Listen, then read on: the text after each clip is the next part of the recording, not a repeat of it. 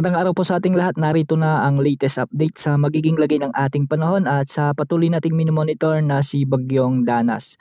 Lumakas na bilang typhoon category ang dating si Bagyong Bising. Ngayon ay may international name na Danas. Huli itong namataan ng Pag-asa sa layong 395 kilometers.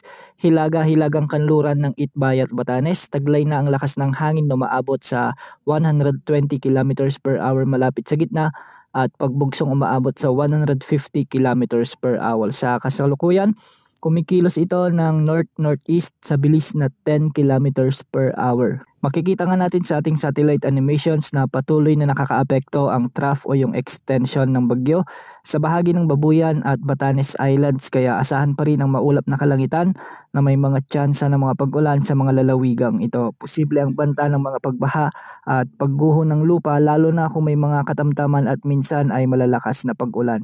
Ayon sa Pag-asa, patuloy na kikilos si Bagyong Danas ng hilaga-hilagang silangan sa mga susunod na oras at posibleng dumaplis ito sa bahagi ng Taiwan o Eastern China.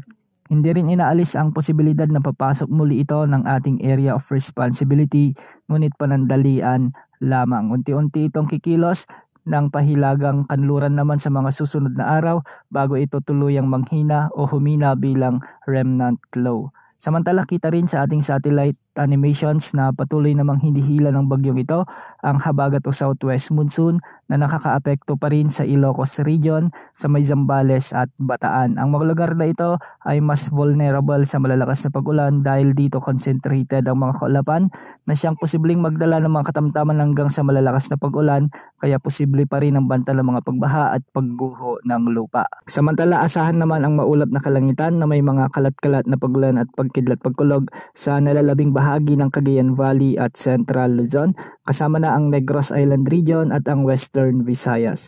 Dahil dito, posible rin ang banta ng mga biglang pagbaha o pagguho ng lupa, lalong-lalo na kung may mga katamtaman hanggang sa kung minsan ay malalakas na pagbuhos ng ulan. Magiging bagyang maulap hanggang sa maulap naman ang papawirin na may mga pulo-pulong mga pag-ulan at pagkidlat pagkulog ang nalalabing bahagi ng bansa, dulot pa rin ng southwest monsoon o habagat. Sa ngayon ay wala namang nakatas na gale warning sa anumang baybaying sakop ng ating bansa, ngunit matataas na pag-alon pa rin ang inaasahan sa mga karagatang sakop sa kanluran ng Luzon dahil sa epekto ng habagat at ng bagyo. Laging umantabay sa ating channel para sa mga susunod na updates. Yan ang update sa lagay ng panahon.